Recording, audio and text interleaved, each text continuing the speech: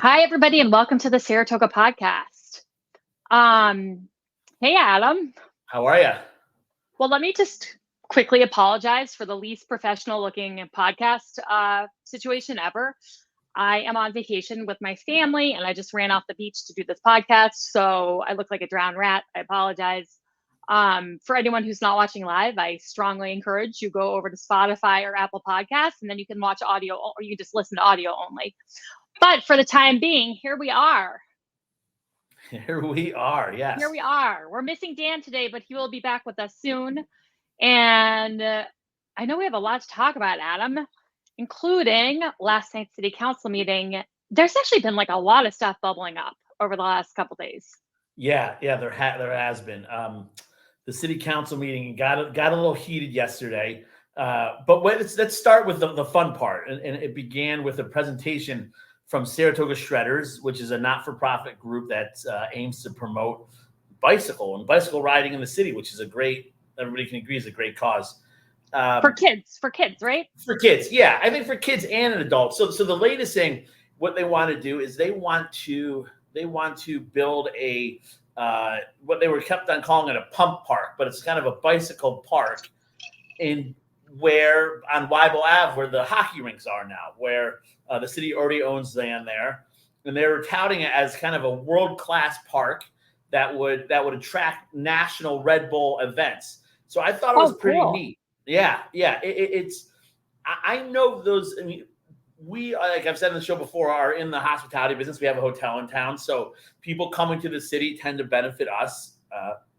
I know those ice rinks have brought in people. I had a cousin from Chicago who one time came to speed skate there and for a tournament. So these attractions, and this was the point they were making, do bring in tourists. There's a price tag though, and I think the original price tag was $400,000 to be bonded out by the city for a capital budget. So wait, that actually somehow doesn't seem like I don't mean to interrupt you. Maybe that doesn't seem like a whole lot for something that could attract like a tour. You know what I mean? Yeah. Well, I think that was the starting ask, right? So I don't think that was the final number, but that was the starting number. So anyway, it was really neat. Robin, what do you call that? If you give a presentation in front of the city council, it's not. This was done before public comment. What is that called? So they're actually just called presentations. Okay. And they're listed on the agenda on the upper right-hand corner, and they do happen before public comment. Sometimes they can be a little bit lengthy. Yeah, that's where I was going. Where the presentations, they should somehow rein them in, because the gentleman whose company is or would be installing this bicycle park, he went through every obstacle and every piece of machinery and every bump and curve on this very extensive bike park.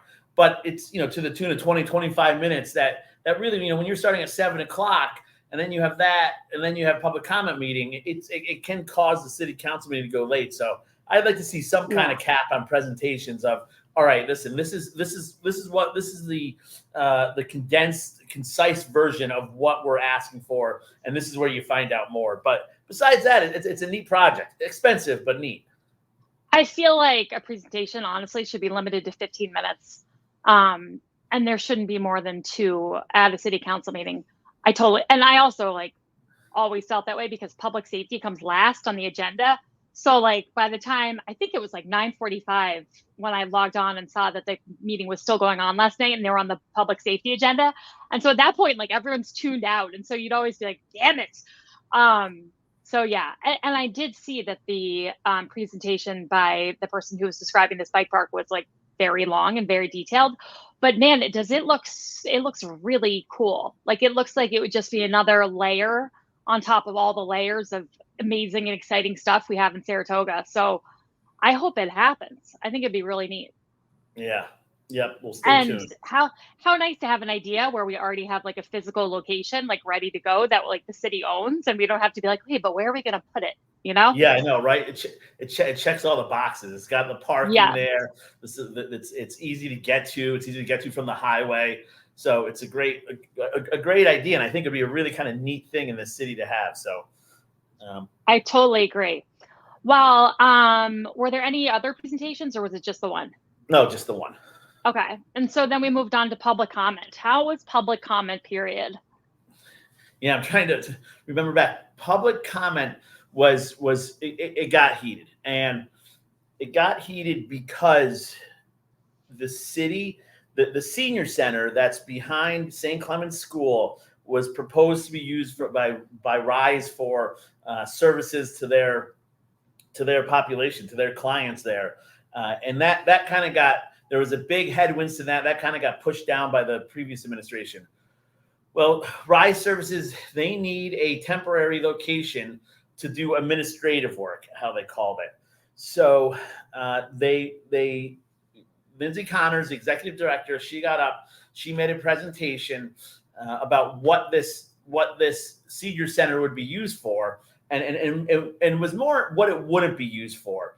And she made a big point of saying, Rise does not, does not cater to sex offenders, which somebody else made a comment that there have been sex offenders who have used used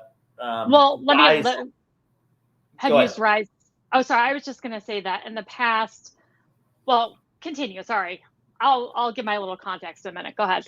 Yeah. So essentially what there was Rise saying, we want to use this building for administrative services, and the community saying, listen, we understand that, but it's still too close to the school, and we're still afraid that we're going to have a population that by the geography and the makeup of this population are more prone to antisocial behavior, dangerous behavior. And the comment was made, the people suffering from mental illness are much more likely to have violence conducted against them than they're the ones who perpetrate the violence. It's just basically a population that doesn't complement a school. Yeah, exactly. I think there's a lack of trust and understanding between Rise and between the school district. And it all kind of culminated with past mayor and finance commissioner Michael Lenz, who's a father of a student there. We're talking about Spa Catholic, right? Spa Catholic, yes. Yeah. Okay. So not the school. You just said the school district, and I just wanted to clarify it. Oh, Spa Catholic, yes. Yeah. Putting in actual language in the lease to Rise saying what this cannot be used to provide services to the homeless population. It has to be used for administrative work. And I'll just say real quick, now, Robin, I'm interested in your take. Yeah. This is a real litmus test. I think we talk about the trust is I think that the parents have a great argument. This should not be used for services. This New York State law says that a shelter or a dispensary has to be 1,000 feet away from a school, which this is not. So this will, if this is truly just a administrative building, it's that will be one thing. But I don't know. I just got a feeling that and I know Lindsay Connor, I have a lot of respect for Rise. I get the feeling that there's something that this is going to transition into something the school doesn't want. Well, you know why you probably have that feeling, Adam? Because we went through this whole dance last year because they wanted to use the senior center property for the low barrier, no barrier shelter. And so this whole debate was ignited when that was being proposed for the senior center. And the Spa Catholic parents got together, they mobilized, they formed a group to represent their concerns. And, they went through this whole process, and then the homelessness task force was convened by the previous administration to come up with a location for the no barrier, low barrier shelter, et cetera, et cetera. And so it didn't go anywhere with the senior center property. Now this revised version puts administrative services in the building, but I did catch former Mayor Lenz's comments, and two of the things he was pointing out were that within the description of what they wanted to go at the senior center property, there was the homeless court was one of the things that was mentioned, which obviously involves homeless individuals coming in for a court appearance. And then there was one other functionality that sounded as if it was definitely based on people coming in for a service. And so he was saying he wanted those things explicitly detailed in the lease so they could feel the level of comfort that they need at this point. But for the lease for the senior center to come back with Rise in this kind of different iteration so soon, I mean, I could see why they would be suspicious a little bit, because it's a huge leap to say last year, okay, Rise wants to operate a low barrier, no barrier shelter here. Flash forward this year, actually, we're just going to use it for services, especially when it is a really big property. Like, it's a very sizable property. And I mean, as much as I know about Rise, I had no idea their administrative needs require that much like square footage. But it is an interesting debate. And I do probably have like a take on it that's not super popular because where I live on Caroline Street between Circular and Henry, we had Code Blue like 4 doors down from us for 3 winters. And I have 4 kids. And when I saw on the news that Code Blue was going there, I kind of freaked out because I was like, what does this mean for, living on the block with my family? Because we're actually the only single family home on the block. Every place else is like multifamily rentals. And so anyway, I met with Shelters of Saratoga at the time, who were the ones doing Code Blue, and talked to the city and got my questions answered and had a degree of comfort moving forward that it would be fine. And for the 3 seasons Code Blue was there was not one incident or problem. It actually turned out to be like a very positive experience for us as a family. The Children's Museum was also directly across the street, which arguably has much younger and littler kids going in and out during what would be school hours, technically, even beyond that. And there were no issues with the Children's Museum at all that I'm aware of for those 3 years. And so I just feel like that experience is very unique to me. And so when I hear what Rise is proposing, I just think that, and I think this was actually also said in public comment, I think that when it comes to our most vulnerable population, which are our unhoused population, we as a community sometimes need to take a little bit of a leap of faith that this could work for the benefit of that population versus the private school population that already has a lot of things built in to their school to keep their kids safe. So I guess I'm glad it's moving forward, but at the same time, clearly there hasn't been enough communication between Rise and Spa Catholic if there's still this level of contention about it. Yeah, I feel like this kind of just popped up last minute on this agenda. It kind of got pushed through right as Commissioner Golan was about to head out. But I have a different unpopular probably take as you too. But I think that when you say our most vulnerable population, the problem is how do you define what that population is? And the more services Saratoga provides, our population grows, and we are not able to take care of the entire Northeast vulnerable population. Well, I think you could argue that, though, in that when Dwayne Vaughn was on, he talked about the success rate they have of moving people through their Walworth property into permanent housing. So yeah, I know, but with all these services we provide, and what we've been told for years now, people just need a home, and once we get them housed, it'll Dwayne Vaughn talked about the spigot. You want more people going into housing than coming in who are unhoused. The spigot ain't working. It is you can see with your eyes walking around town. I mean, there's parts of Congress Park now. I grew up running around Congress Park. I won't let my kids go there. I've had a different experience with Code Blue than you, where the Presbyterian Church by the Bachelor Mansion took in a lot of unhoused people, and we are a Christian organization, and we have a duty to take these people in. Well, the congregates all went home, and there was only one congregate actually who lived in the neighborhood. The rest of them went to their homes, and there were some major issues at night. Yeah, there were major times that my family felt unsafe, and rightfully so. We're not people who overreact and say, "Oh, this is an unsafe situation." No, you're right. There were. But I remember. Yeah. And so my issue is there is no. You can keep on telling us, well, we just have to house people. We just have to offer more services. And my argument is, okay, enough already. What is the exit? What's the exit, or what's the stop plan?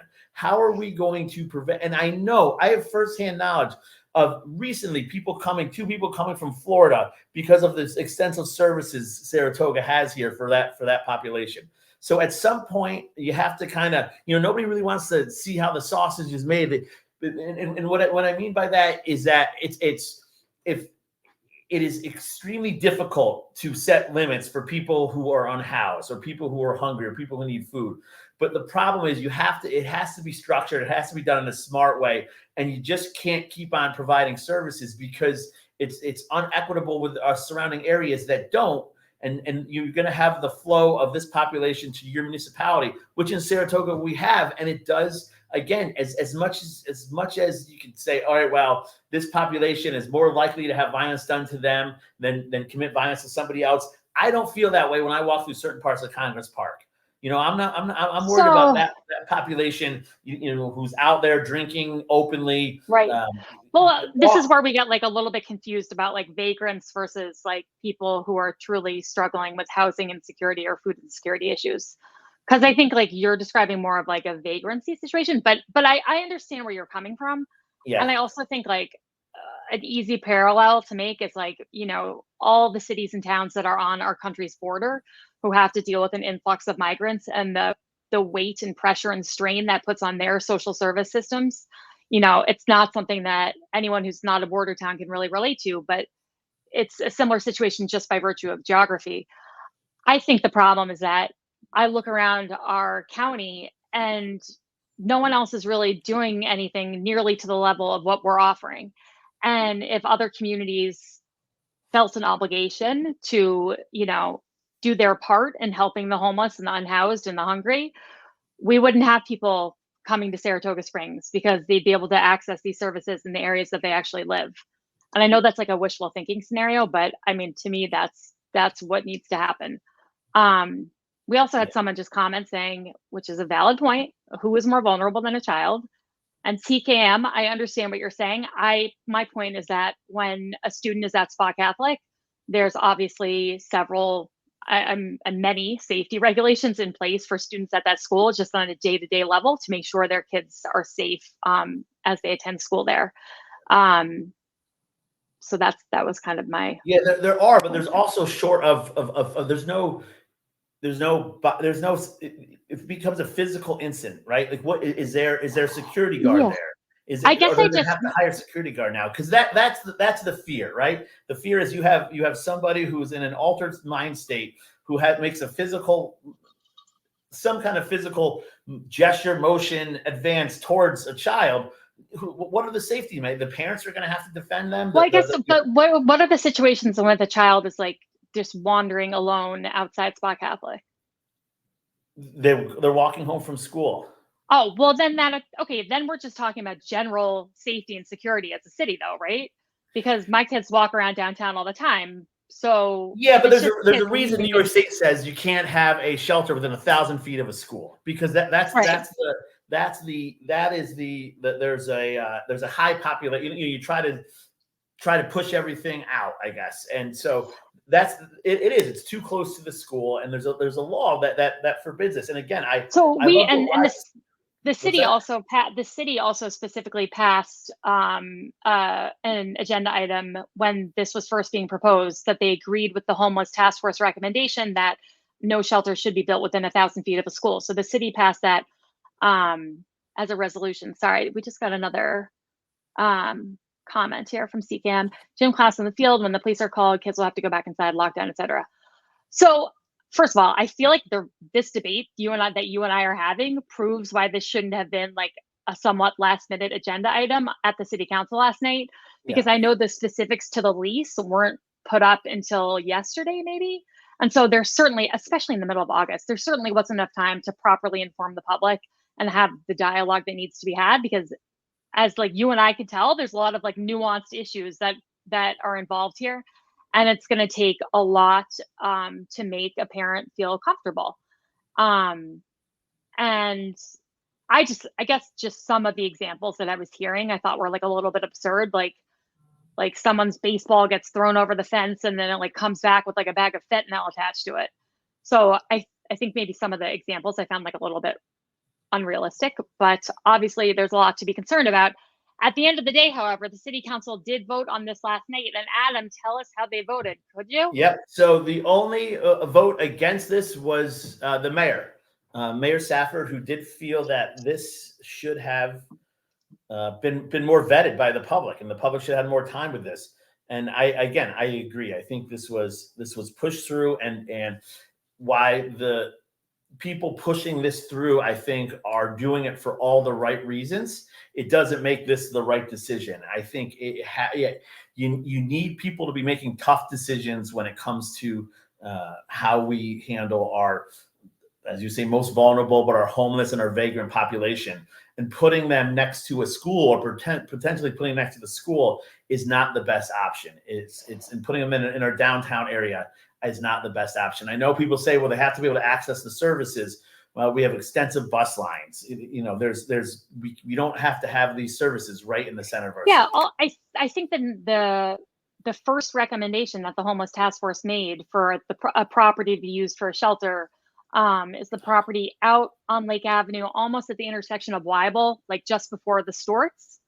Right. Which to me is like a good location. You know, it's accessible to downtown. You're not in a neighborhood. You're not near a school, a place of work, you know, whatever. It's to me, that was a good spot. Just a question though for you. I know Lindsay Connors, I heard her speak at public comment. This is kind of like a point of order, I guess, but I know she spoke once and then the 3-minute time limit was up. So then they let her come back and speak again. So I have two questions for you. One, when she came back to speak again, I did feel that there was kind of she was having a hard time controlling like a little bit of her hostility towards some of the public comments and what was being said. And I think that that's understandable, but also, you know, that kind of comes with the job when you're talking about this population in general. You're always having to clear up misconceptions or misinformation. And so I just thought that was kind of unfortunate that it had kind of gotten to her emotionally so much, clearly. But second of all, I was surprised because as far as I understand it, someone can only go up in public comment one time in the general public comment period. And this kind of led to a little bit of controversy later with former Supervisor Tara Gaston when it came to like public comment, how long people could speak for, or how often they could speak. Am I right? Is this? Yeah.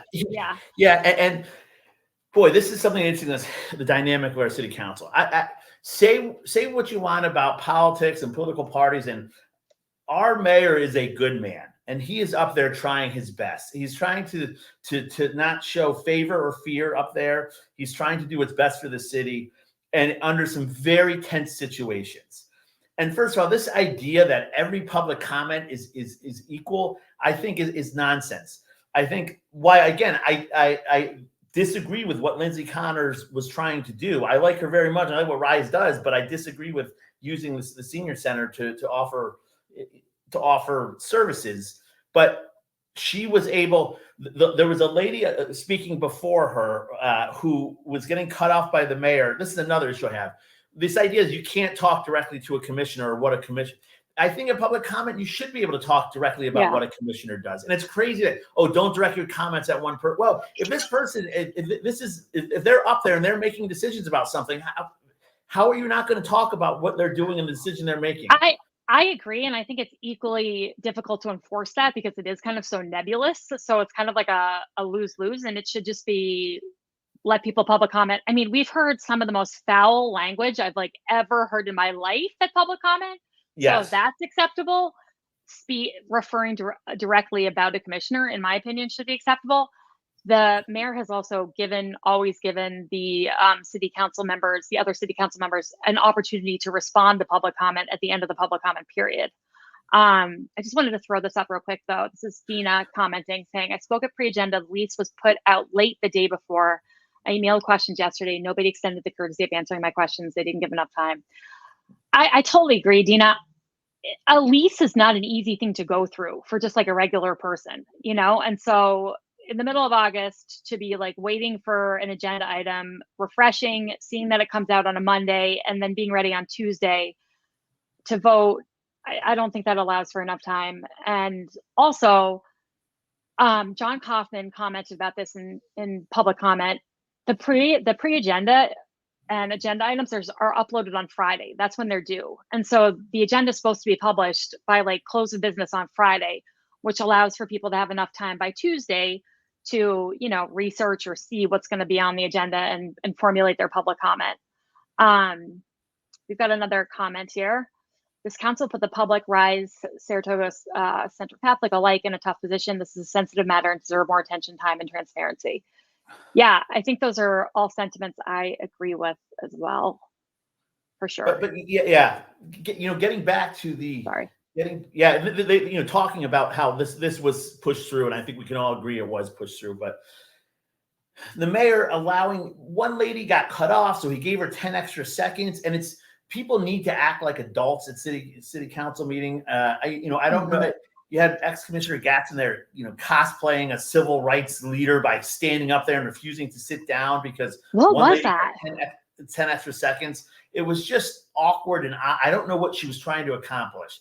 The point being, that's what it was. It was that someone got 10 extra seconds, not that Lindsay got to speak twice. I don't know. And it wasn't really defined. And that's what kind of drives me a little nuts too, is because clearly Lindsay Vaughn, the director of Rise, Lindsay Connors, should be able to say what she has to say about it. Whatever the form is, we need to hear from her about this. It's vital to understanding what's happening right there. And so to say that she should get the same amount of time as somebody who's kind of going on a incoherent, I don't know, not making much sense is ridiculous. So the mayor's up there just trying to do his best to hear from everybody in a fair way without showing fear or favor. And then for people to just start making these big deals about and not sitting down because somebody else got 10 extra seconds, or the director of the homeless shelter who wants to put in another administrative building right downtown, we should be able to hear from her for a little longer. So it bothers me that you have grown adults out there throwing fits, trying to make these, make these points that are just ridiculous. Just sit down. Let the mayor run the meeting. It might get a little bumpy. It does get, there is a lot of tension in the room sometimes, but let the mayor do what he's doing. Unless he does something egregious, just shut up. I think given the controversy that came up when this was being proposed by Rise to be a shelter, obviously the city council, anyone could have foreseen that this was going to be a bit of a controversial item to vote on. And why they didn't have Lindsay do a presentation, much like they did the elaborate presentation for the bike park, I don't know. Because it seems like if Lindsay had given a presentation before public comment period had started, she would have been able to correct some of the things she wanted to correct. The council members would have had time to ask questions, and maybe there would have been a better understanding by the public of what was going to happen. This seems like basically everybody's walking away unhappy, even though Rise is going to be able to move forward with putting their administrative services there. Yeah, and it's supposed to be on a temporary basis. And all I would say to the people out there, and the nobody pays attention to local politics until it affects them, and sooner or later it's going to. So stay involved, stay active, and remember what's important to you. So because that's too many people in the city are comfortable and go home and don't vote, don't pay attention, don't act, and we get sometimes people that I disagree with as representing us and making decisions that I would disagree with. Well, and you don't have to go to every city council meeting and pay attention to this level, because Adam and I will do that for you and just serve it up every Wednesday. So it seemed to me also that Commissioner Songvi was trying to make a point during all this that Mayor Stafford was allowing people who were supporters of his or who were who shared his party, who were Republicans maybe, who were politically favorable to him, allowing them to speak more, giving them more time, and cutting off other voices. And was that what she was expressing? Yeah, she was, and again, in a very disingenuous way. It was pure politics. Trying to frame the mayor. The mayor gave Lindsay Connors an extra turn speaking, an extra 3 minutes essentially to speak. Somebody he disagreed with, who he was voting against. So she did one lady go over 10 seconds? Sure, but Commissioner Gatson stayed up there for 2 minutes refusing to leave. Who's a Democrat. So again, it's like gaslighting the public. What Commissioner Songvi was doing was really disingenuous and cringy, almost, in a way of trying to frame the mayor as playing politics. It was not his intention. It was his intention to hear from the people who was important to hear from. You know what it felt like to me? I think the reason it felt a little disingenuous was just because it came a little bit out of left field for some of us. Like it it wasn't something that was on our radar as something that was bothering maybe the other council members that Mayor Safford might be doing. And so it was a very strong sentiment that seemed to come out of a little bit of left field last night. I wasn't prepared for the level of kind of acrimony. And I also, former Supervisor Tara Gaston, I think sometimes, you know, people, especially people who are politicians, sense they might be having a moment and just decide to run with it because they think that it could create some ripples. And, you know, I don't think it's super productive. I don't think it's a very productive way to address this issue. I don't think it's a productive way to resolve issues. What I heard was the end of her kind of standing, and she was just saying, Mayor Safford was getting a little worked up himself. I don't think I've ever heard him this angry. He was saying, you need to sit down and leave, stop talking and leave. And he was pissed. He was like, stop talking or leave. Those are your options. And he just kept repeating that. And former Supervisor Gaston just kept saying, like, no, I'm not going to. Like, what are you going to do now? Basically, like, nope, I won't. I'm not going to go. And then she mentioned that she was going to be letting the Attorney General's office know, and so on and so forth. That's what I don't get. Right? It's like she's not. It's not like she's solving integrating our schools, and she's making a stand to our schools are integrated, or there's no great cause between making that scene, right? Did he give somebody 10 extra seconds or an extra minute or something? Maybe, but any of that is him just trying to run the meeting under difficult circumstances. And to make a scene like that, again, like you said, what are you trying to accomplish? What unjust actions are you making right? Are you trying to make just? None. It's just making a scene and a spectacle that was not needed. And the reason that the one public commenter got an extra 10 seconds, as I understood it, listening to it like kind of late last night, was that she was mentioning Commissioner Moran specifically in a very negative way in her public comment. And so Commissioner Moran was like, hey, I thought per your rules, Mayor Safford, people weren't supposed to attack us individually. This woman is attacking me individually. Like, are you going to do anything about it? And he kind of was speaking over her during public comment. So she was like, I want the clock stopped because I'm trying to get this out and the commissioner's talking over me. So those 10 seconds were kind of like giving her the 10 seconds back that had been taken by a little bit of crosstalk between Commissioner Moran and the mayor. Yeah, exactly right. It's exactly right. And that goes back to that's why I don't, when she was talking critically of Commissioner Moran. But again, as an elected official, it's one thing, we've seen this, and we see this with the previous administration, where BLM will go up there and just say the most disgusting, vile, personal attacks against somebody, talking about their family. That I agree with. That is not productive. That should not be part of the city council meeting. But going up there, being critical of something that a council member has done in their official capacity, of course that should be allowed in public comment. That's what public comment's for. You can't be so general as to talk about items that every commissioner and mayor has had their hands in. No, sometimes you want to talk about a specific commissioner and something they've done or what they're doing, and you have to have that freedom to do it. Again, so long as it's in their official capacity. Yeah, I completely agree. And I actually think that's a somewhat easy line to delineate and to follow, if you're the mayor, to make kind of referee it that way. When it goes beyond what the duties of the city council members are in their professional capacity, it should be shut down. But I don't know if that jives with New York State and their and their rules. And I don't know. But Commissioner Cole has talked about this in the past. And it seems like this administration has been pretty good about this, about going to the AG's office to check on a policy that they're putting together to make sure it's kind of like approved and like looks good to the AG's office before putting it in place. So maybe this is another time where they seek out that opinion before, Tara Gaston gets on the phone and has the communication coming the other way around. Yeah.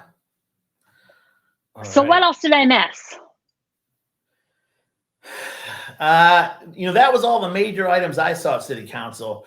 You went a little deeper in the meeting than I did. Is there anything else? So I'm trying to think. I know one public comment that I actually wanted to talk about really quick was Dave Buchan, who's the chair of the Conservative Party, spoke, and he spoke really beautifully about Commissioner Golub, because it was Commissioner Golub's last meeting. As we've talked about on this podcast before, Commissioner Golub accepted an appointment by the governor to be the general counsel for the Department of Corrections. So he's leaving his seat, which is actually something I want to talk about after this, some of the about who's going to replace it.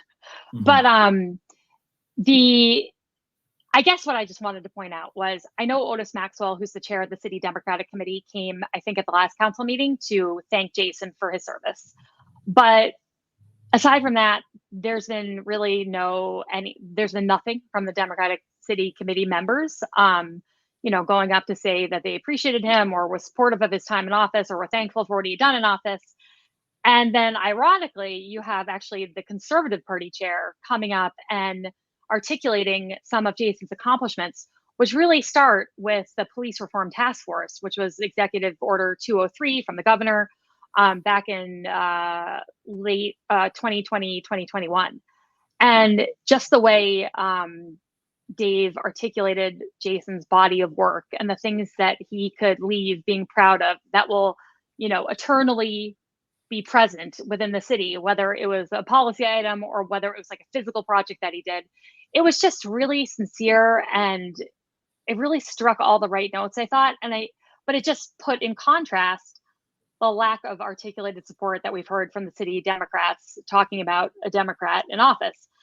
And but it's felt that way to me this entire time with Jason's candidacy and then resulting time on the council. They've never really shown up for him, in my opinion. Which brings us to my next. Yeah, hold on. Let me just comment on that real quick. And I will say, one thing I love about city politics is that the big controversial national politics are, for the most part, 98% not left out, right? We're not going to cover women's reproductive rights. We're not going to cover Second Amendment rights, right? So city politics has the chance and has the ability to be completely nonpartisan. Yes. And that's one thing I love about city politics. And that's why things like, and again, I think you see like Manita's attacks on the mayor are just partisan politics. And that's what bothers me about them and makes them cringy to me, is that we really have an opportunity here to listen. We have we have a homelessness population. Let's work together on solutions, right? We can do that as a city. Let's work together and make activities like the bike park for our kids. This should not be partisan politics going on in city politics. And you saw that, I think, the perfect example was the head of the Conservative Party going up to congratulate the first Black commissioner, council member, as he's leaving office. So again, I think that's part of the beauty of local politics and city politics. And I do think the Democrat and the Democratic Party in this city are the ones who kind of radicalize the national politics and use it in ways that are unfavorable for the city. I will say that. So like when I moved here, it was 2007, 2008, and I started paying attention to politics, and I was completely perplexed because I was like, wait a minute, none of the issues that are of significance to the city seem to be like traditionally Republican or Democratic issues. So I didn't understand why we had partisan elections for the city council when the stuff facing the city seemed so nonpartisan. But topic for another time. But I do also agree that, well, I guess we can talk about it more in the context of the DPW appointee. Do you want to talk about this for a minute? Yes, sure. All right. Because it's been a little crazy the last couple of days. So basically the situation is that council member Commissioner Jason Golub would have had to resign his seat before August 5th for there to be an election this November for the city DPW commissioner role. And that's just because that's how much time New York State needs to get the ballots ready and so on and so forth. It doesn't allow for enough time to have a third party line on the ballot, which we know in Saratoga Springs can make or break a candidacy and a campaign. And so the Democratic City Committee was putting a ton of pressure, because I know this because it was not just private, it kind of spilled out into the public, a lot of pressure on Commissioner Golub to resign before August 5th because they wanted to have an election this November, just Republican versus Democrat, which by the registration numbers in Saratoga in previous elections, we know Republican versus Democrat, the best a Republican's ever going to get in Saratoga Springs is about 45% of the vote. So if you're just doing a head-to-head Republican line versus Democratic line in Saratoga Springs in 2024, it's pretty much a shoo-in for the Democrat. So they were putting a ton of pressure on Commissioner Golub to resign before August 5th so they could run the candidate of their choice, who is Sarah Berger. The Republicans, it's my understanding, have coalesced around Chuck Marshall as a candidate were there to be an election this November.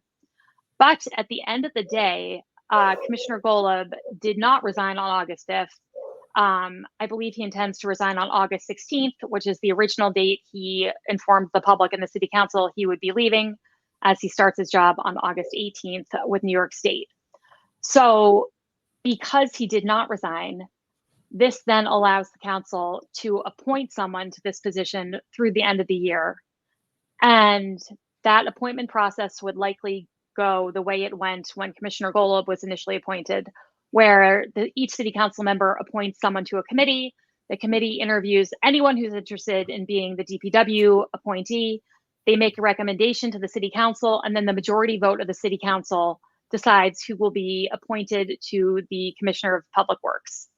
And that, in theory, should allow for the partisanship to kind of be put aside for a bit, and really allow for there to be a thorough vetting and interviewing of candidates, all of which is like live streamed publicly, so the public can watch and weigh in when the city council votes, and you have a committee making a recommendation to the council versus having this kind of head-to-head Republican versus Democrat election in November.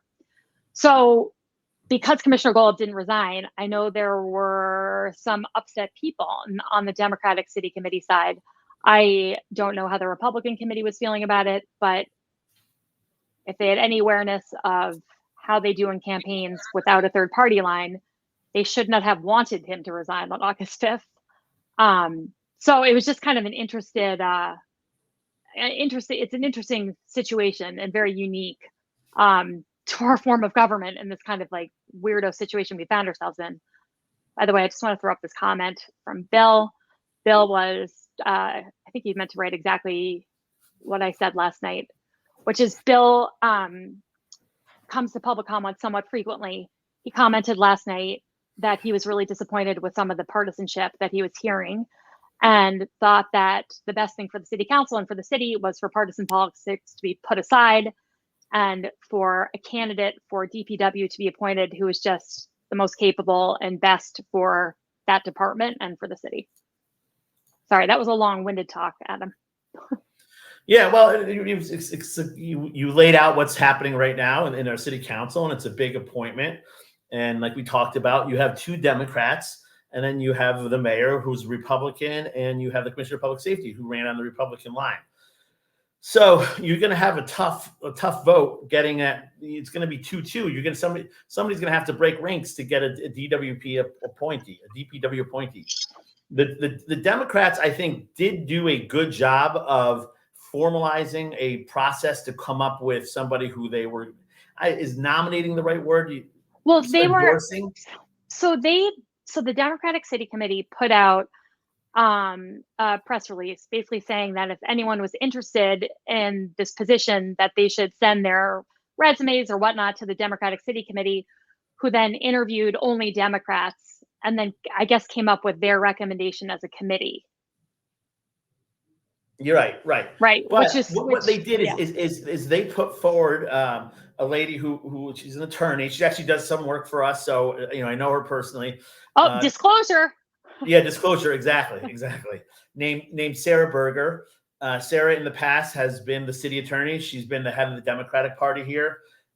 For a very brief time, she ran against me as Commissioner of Finance before they remember that before they swapped out. Really, yeah. We need to shame me. I like Sarah. I think the Republicans, I would be tough to say they should give an inch on this and put somebody in who's been head of the Democratic Party before.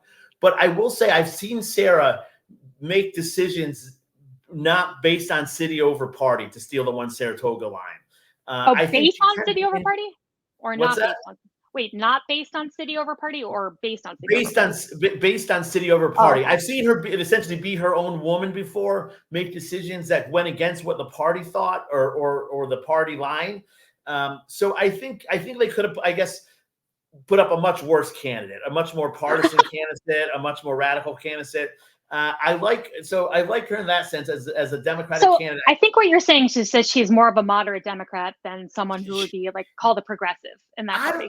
She's more of a moderate than total progressive, but she's also, and we saw this with Commissioner Golub, right? Commissioner Golub, we gave him a lot of credit for being his own man up there and making his decisions that he thought was best for the city, not necessarily going along with we've always seen Manita and Dylan in lockstep with the Democratic Party. Commissioner Golub, we would see him make decisions he thought were best for the city.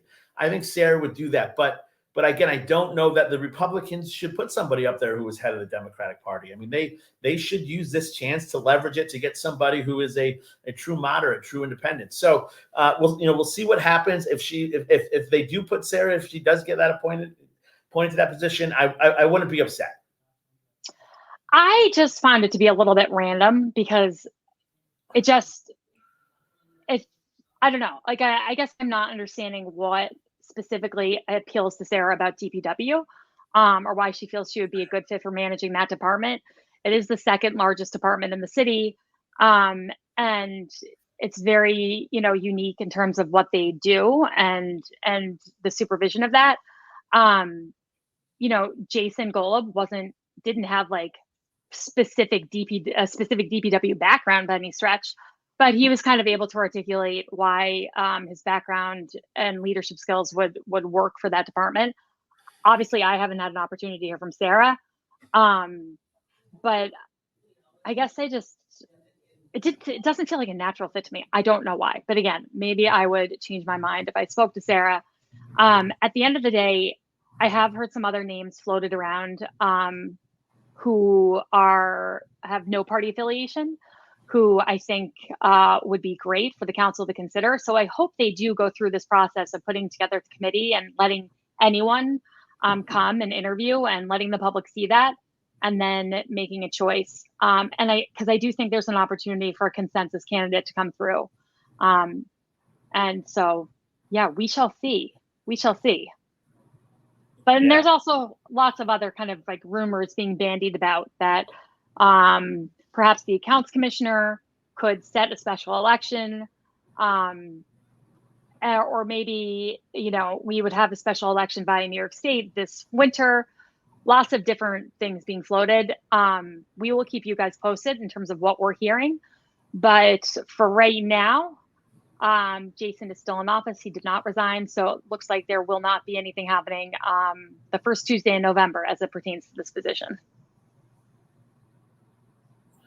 Was there, I know what, Adam, there's one other thing pertaining to short-term rentals that I was kind of like a little bit confused about, but essentially, I guess we had in the city code or language that like you could be punished by like jail time for violating the requirements for short-term renting in the city. And so the city council like removed that piece of language about like the possibility of imprisonment if you violate the city law about short-term rentals. But in doing so, because there were some questions on the council, like, why are we doing this? What's the purpose of this? And the way it was explained was actually the purpose of this would make it easier to kind of prosecute people who are violating our city code as it pertains to short-term rentals. Right. Yeah. Commissioner Cole has shown he's very meticulous when it comes with his law enforcement background about how the law is written and how following the law to the absolute letter.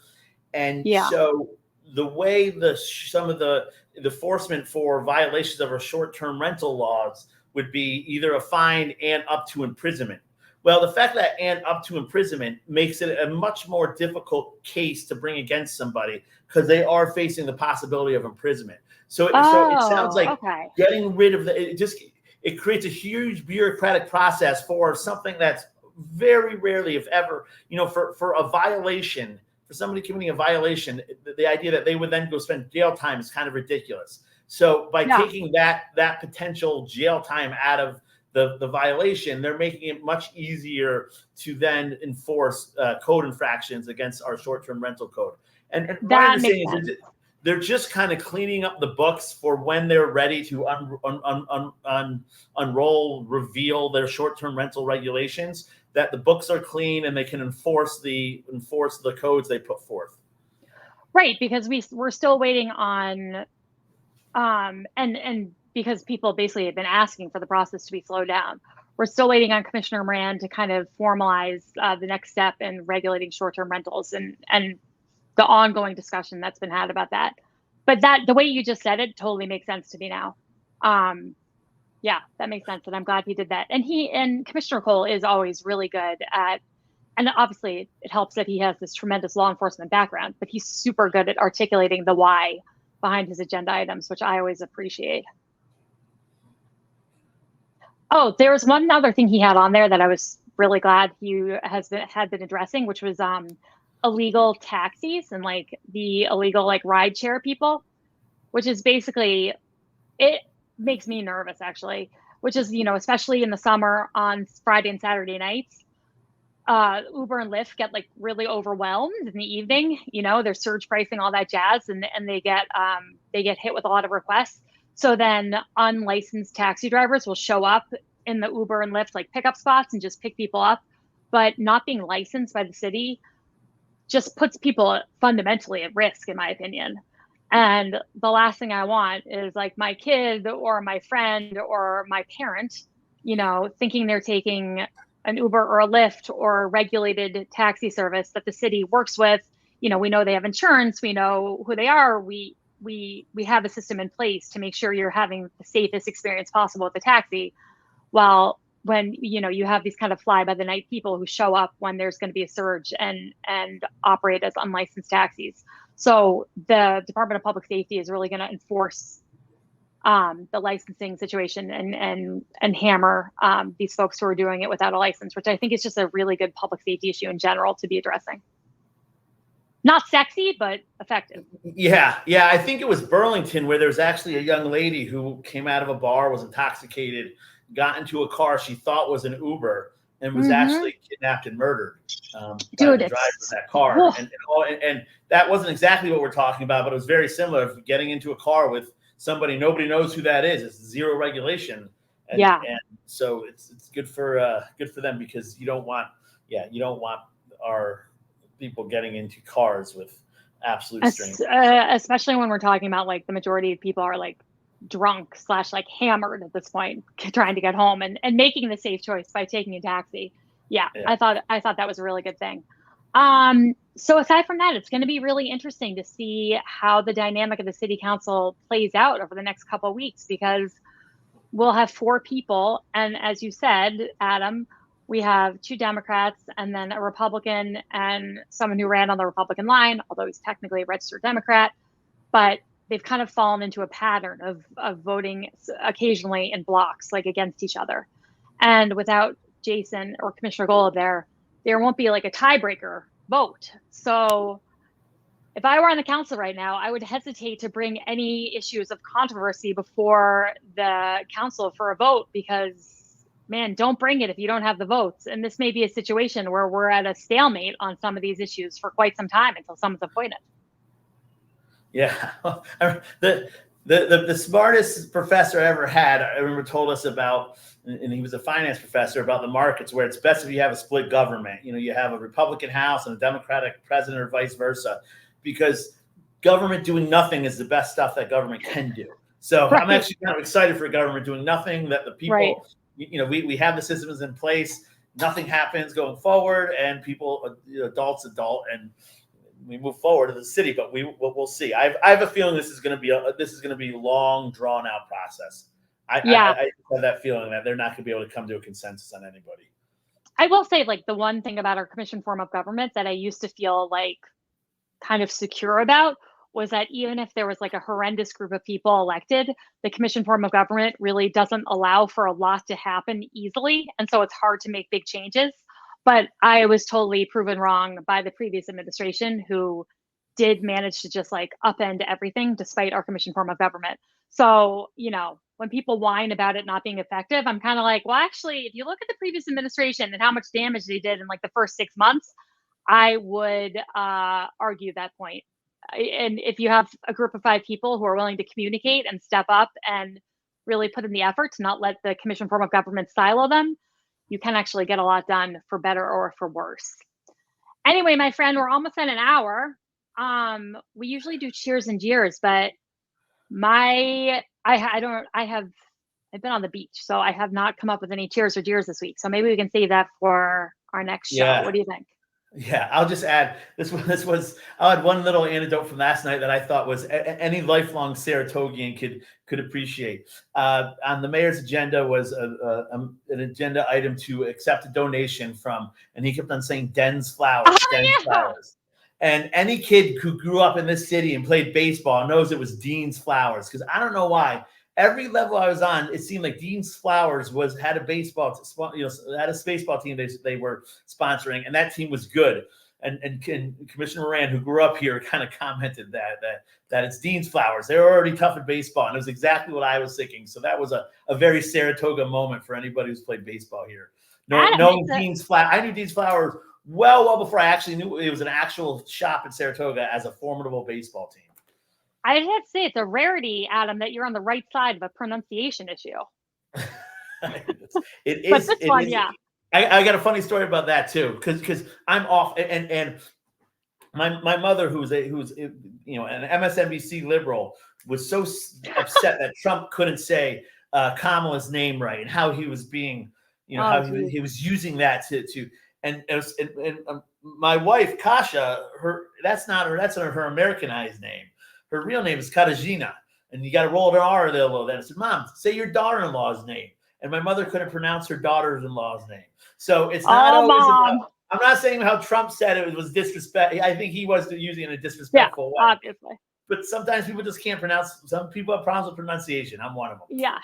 I think in Trump's case, it's basically like the best he can do as an attack is to like intentionally mispronounce someone's name in a way that seems like, sounds stupid. It's really kind of pathetic.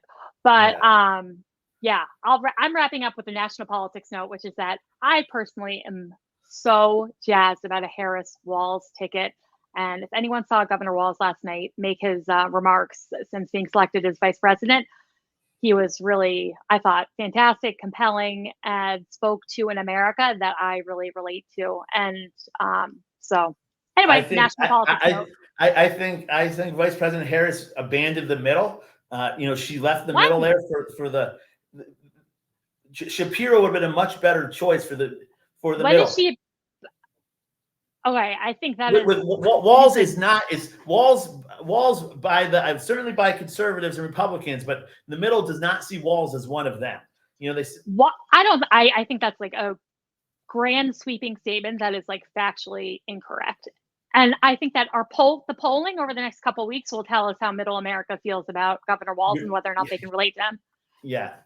But I mean, someone who is a public school, teacher. I think both candidates made horrible decisions in their VP picks, and I think they left the middle wide open, and it's going to be interesting to see.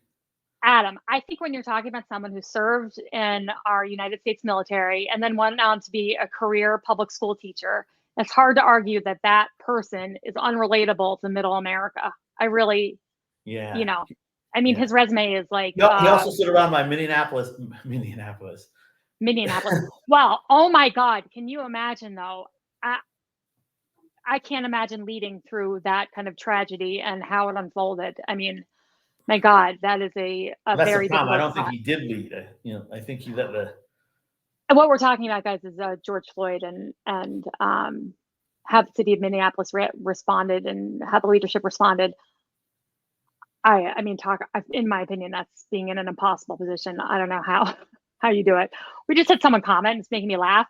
Smash that like. Smash that like. As the YouTubers would say, as the kids would say, smash that like, share, subscribe, but we got a bunch of YouTube subscribers, which is awesome. Yes, tell a friend. We love doing this, guys, and we will be back here next week or we'll be back in 2 weeks. Yes, we'll be back in 2 weeks. When the summer's over, we'll go back to our weekly schedule. But for now, we're just doing after council meetings. So I'm gonna go back and swim. Adam, you rock. All right. Saratoga Springs, you rock. Any Stay parting charming, comments? Saratoga.